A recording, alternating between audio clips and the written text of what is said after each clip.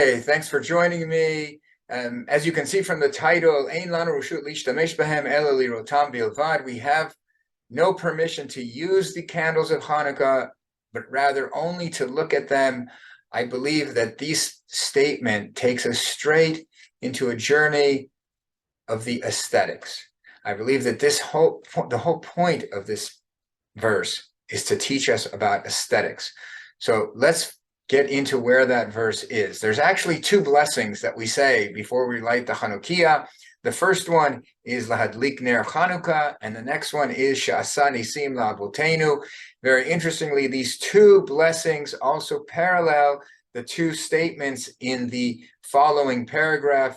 If we color them, we see how they're related. The first one, lahadlik ner Hanukah, to light the candles, is related to the last that says, Ein lanu reshut l'ishtamesh behem, we cannot use them, but only look at them in order to thank God. So now both of these are talking specifically about the candles themselves, nothing else. Light the candle, don't use the candle. On the other hand, the second blessing and the first statement following it, sort of in chiastic form, talks about the actual event, the symbolism of the candles. It says, שהסיבה לראותן, that God made miracles for our forefathers. And then we elaborate on that. And so we, again, these two middle, the first blessing and the second blessing, I should say, and the first statement in the explanation paragraph are about the miracles. They're about the historical event. They're about the symbolism of these candles. Now, what's interesting about these two is that we need to try to understand, why are there the two sides of them? Why do we have these two? Why isn't the one enough? I mean, we're just lighting Hanukah candles about Hanukkah, about the historical event. What is this business about the candle itself? And again, this command that we can't use them. Why shouldn't I be able to use them? What does it matter if I use the candles for whatever? No, not only can I not use them for anything, I have to look at them. Why do I have to look at them? I mean, as a command, I understand. I lit them. I looked at them. What? No, I have to look at these things only. And that is what's going to bring me to thank God.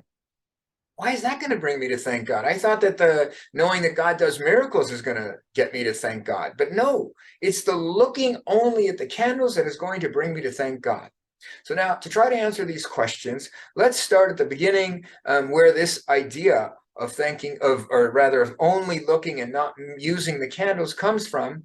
So it comes from a Gemara in Masechet Shabbat, which is really talking about Shabbat candles and Hanukkah candles on Shabbat. Now, it's a little bit complicated, the Gemara. I'll try to explain it, as they say, outside the text. There are really two opinions. One is Rav Huna, who says, Mutar להשתמש לאורה של נר של Hanukah. He says that you could actually use the lights of the candles of Hanukkah. And there's the second opinion, Amar Rav, asur להשתמש לאורה של נר של Hanukah. No, as we know, is the halacha that we just read in the blessings, that it is forbidden to use the candles or the light of the candles. So where does this come from? So it's kind of a technical, logical argumentation. Rav Huna and Rav, they both agree to the general principle that for Shabbat candles, not Hanukkah, for Shabbat candles, if you're going to use oil and wicks, you need to use really good oil and good wicks so that they don't go out and you don't mess with them on Shabbat, because of course it's forbidden to mess with fire. You end up relighting, unlighting, extinguishing, etc. So you need to have good oil and good wicks for Shabbat candles, because you might come to mess with them when you're reading or eating or doing whatever you're doing, because the Shabbat candles, you can actually use their light.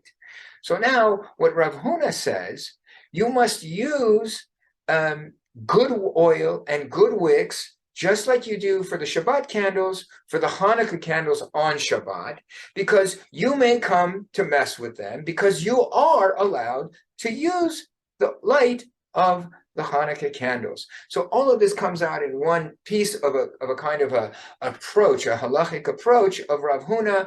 He wants you to always use good oil so you don't mess with them, because he believes, he ends here, mutar להשתמש, you are allowed to use the light of the Hanukkah candles.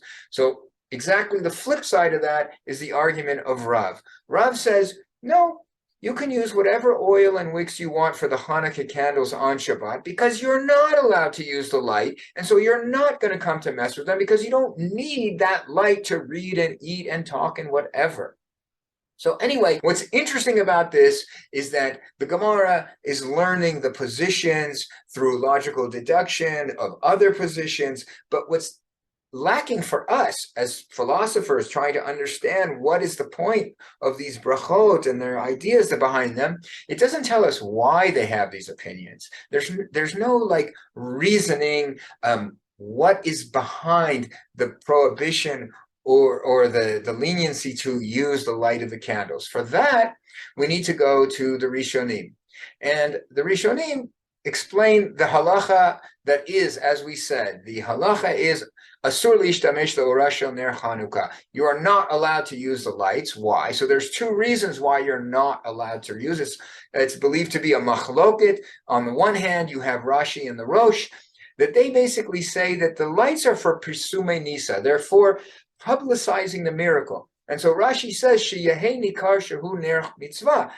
We want you to not use these candles for anything else, so that it will be recognized by the public that these were lit for no other reason other than to publicize the miracle. And the Rosh says it more explicitly, Haro'eh omer l'shem tashmish zeh hidlika velo l'shem mitzvah. Somebody who's looking at me sitting by my Hanukkah candles reading a book will say, oh, he lit those candles to read a book.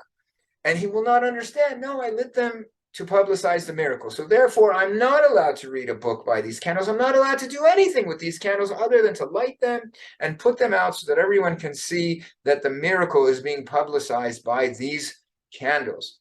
On the other side of the coin, we have the Rif and the Rashba and the Baal Ma'or, and they say, no. The whole point of not being allowed to use the candles is because the candles are like the menorah in the Mikdash.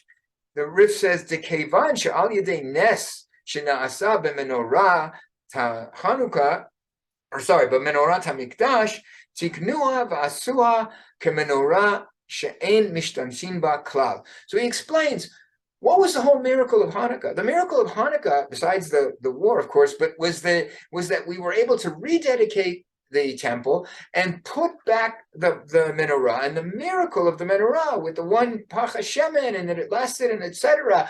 And so we're emphasizing the miracle of the relighting of the menorah in the Beit HaMikdash. And so now our little Chanukiot are basically a kind of parallel, a kind of symbol of the menorah that was in the Beit HaMikdash and relit on Hanukkah. And so just as all the rules that surround the menorah in the Mikdash that we are now symbolizing also have to apply to the little Chanukiah symbol of the Beit HaMikdash menorah. And so just as in the Beit HaMikdash, you're not allowed to use or to have any benefit from the lights or the candles or anything involved with it, this is an inherently holy. So too, the Hanukkiah candles, the Hanukkiah lights are inherently holy, and you're not allowed to use them for anything. So those are the two positions which are believed to be a kind of a machlok, the debate, a polemic, not a polemic, but an argument between the two. I would like to suggest that they are not arguing at all. What they're doing is bringing two aspects of these candles.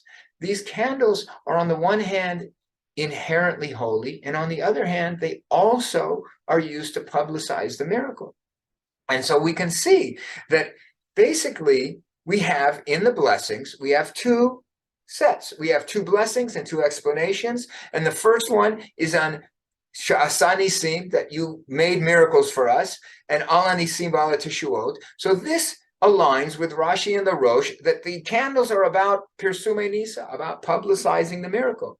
And on the other hand, we have the blessing on just lighting the candles. You're just lighting candles. Why? Because they're inherently holy, because they are just like the inherent holiness of the lights in the Beit HaMikdash. And so therefore we have no right to use them in any way, shape, or form. They have inherent holiness. And so the two positions, again, are not contradicting each other. They're supplementing each other.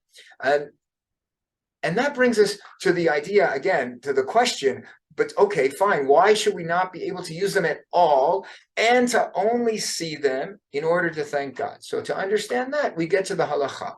And the halacha prohibits us to use them in any way. The Shulchan Aruch says, "Asur l'ishtamesh b'ner Hannuka afilu tashmish shel kedusha kagon lilmod leora asur." So he says you're not allowed to use it for anything, even for holy purposes, like you're going to sit by them and learn Torah. No, you can't do it. And the Magen Avraham on this says, and you're also forbidden to eat by them. Actually, any use of these lights is completely forbidden, and that is our custom. But to go to even a further extreme, the Ritva takes it another step, and he says, "Shelo yishtamesh leor ner Hannuka klal afilu lesuach." You're not even allowed to sit by the lights and talk. B'ken haya asur mori harav oser hariv mori harav zal leshum adam ledaber im chavero bepetach leor haner Hannuka. And he said, and so was the custom of my rabbi, that he would not permit anybody to even stand by the candles and talk. How can that be? What is that about? Why such a stricture that not only any use, but not reading, not eating, not talking? So I'm saying that all of these rules are coming to beg the question, why? What is it about these candles that we have to be silent and just look at them? So that takes us to the world of aesthetics. So now, on the one hand, the religious view of aesthetics is really very negative. It brought about the first sin, right? Adam and Eve, they saw the tree and they saw that it was good to eat. It looked good, feels good, tastes good. It's all about aesthetics. And so they fell. And that's exactly what Rav Soloveitchik says. What caused man's fall is his giving preference to the sensuous, delightful, and pleasing over the true at both the intellectual and ethical levels. And so what Rav Soloveitchik is saying here is that at the heart of every sin, the sin in the Garden of Eden and the sins that take place every day in our world all around us, they're all at heart people running after their aesthetic pleasure. But it's not, if you notice in his words, that aesthetics is completely bad, completely negative, must be totally shunned. No, he says it's giving preference to the aesthetic over the intellectual and the ethical, meaning we need to use our intellect, use our brains to do things as appropriate, and also our ethics, morals. We need to do what is right against what is wrong. Those things need to take preference in how we decide to go about our lives. Nevertheless, that's a preference. We put those first, and then once those demands are met, then we should also look to aesthetics. And that's what the Rav actually goes on to say. He explains here, God not only addresses himself to man through the logos, through the intellect, by emanating wisdom and knowledge to the finite mind, not only through the ethos, meaning the ethical, the moral, revealing to natural man, driven by his insensate desires and impulses, a great order of absolute values and ideals. No, it's not only these two things. Of course, it's these two things. This is what the whole Torah is about. However, he also connects to us, addresses us through the aesthesis, through the aesthetic, the immediate, sensible apprehension of reality, which is beautiful and grandiose. And so what he is saying here is that it's not only that, okay, there's this thing, aesthetics, and as long as you took care of your intellectual and moral guidance, so now you can go to that. No, God addresses us through all these three things, but we need to make sure that we put everything in place so that we can connect to God through all of these methods. And then he says as follows, it's not only that the aesthetics is another thing, another way. He says it's a special way. Only through coming in contact with the beautiful and the exalted may one apprehend God instead of comprehend God. What he's saying here is that there are two ways to connect to God. The way through the intellect and through the aesthetic is like comprehending God. Okay, and that's one way. But you will never apprehend God. You will never feel God in the way that you could through coming into contact with the beautiful and the exalted, the aesthetic. And so what I want to do here is go down a little bit deeper to understand this aesthetic connection. And for that, we come to Kant and how he explained aesthetic enjoyment. How do you really, in a pure sense, appreciate the aesthetic? So what Kant said is that you need to approach something which has no symbolism, which has no meanings, because then you're immediately in the intellectual. You're trying to understand, okay, this thing is telling me, this is a picture of a boat in the river and in the 1800s, etc. And so now you're already thinking about things. No, to enjoy the aesthetic, you need to have what's known as the free play of the faculties. You have your imaginative faculty and you have your cognitive faculty. And these two faculties can play together when they approach something like this Jackson Pollock completely piece of abstract art, which doesn't have any specific meaning that just jumps out at you. Rather, you look at it and you say, what is this? And so that question, what is this, comes from your reason. And it's saying, I don't understand this. And I don't have any way to make sense of it. And so then your reason turns to your faculty of imagination. And the imagination starts throwing up all kinds of ideas. And it says, well, I don't know, maybe this is a cat. And so then that imagination passes that information on to your reason. And your reason says, no, what are you talking about? That's not a cat. Try again. And so the imagination tries again. And these back and forth between the imagination and the reason, between all of these different types of judgments, until you can try to come to some determinate judgment where this is, you say, this is what it is. That is called the free play of faculties. And that is what is the heart of aesthetic enjoyment. And so, again, the idea is to allow yourself to just flow with something that you're looking at that doesn't have any specific screaming out at you symbolic meaning.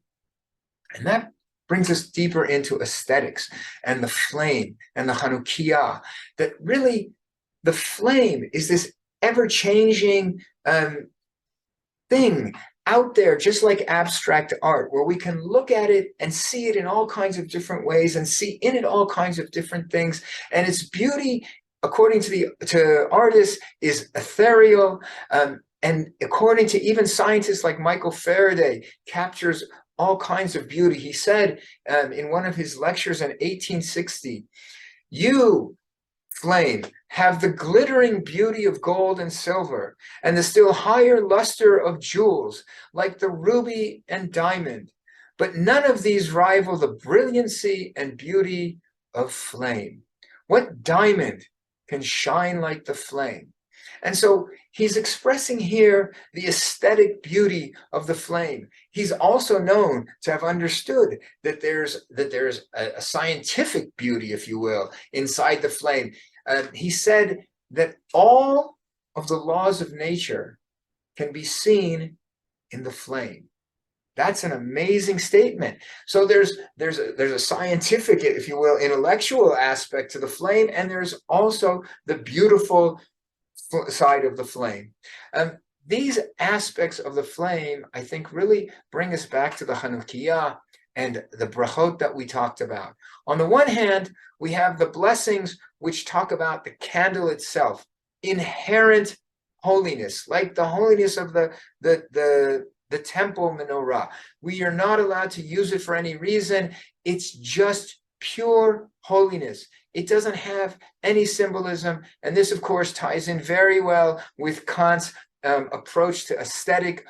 On the other hand, we know very well that this Hanukkiah symbolizes the war. It symbolizes the miracle. It symbolizes the very menorah in the Beit HaMikdash. And we say on it, Al Hanisim. So what I want to say is that these two aspects of the Hanukkiah that are brought about in the two blessings of the Hanukkah candles actually parallel the two approaches to connect to God that Rav Soloveitchik talked about. On the one hand, we have the ability to understand God, to comprehend God. We talk about the miracles. We sing the songs of the miracles. And on the other hand, we light the candle and sit there in silence, and we can apprehend God. These are the two aspects of the Hanukah. These are the two aspects that are brought out in the machloket on how to understand that we're not allowed to use them. And this really brings us to emphasize that we're supposed to, at the end, really try to comprehend God. What do? We say the blessings, we light the candles, and we sing songs about the miracles that God did for us. We talk about the hand of God. We understand, we comprehend God through lighting the candles. But then we stop and we're silent and we sit for up to a half an hour and just look at the candles in silence. And this is our chance to just apprehend God, to look at the wonder in the light that doesn't have any meaning, but is just inherent holiness. And through that, we reflect on God and connect, again, not only through our intellect, but also through our aesthetic. And by doing that, at the end of this half hour, we can come to actually say these words, Kadei lehodot lishmecha, to praise God and to laud God in all of his wonders, al hanisecha, on all the miracles, al niflotecha, and all the wonders, al yeshuotecha, and all the salvation. That is what lighting the Hanukah is about. Chag Urim Sameach.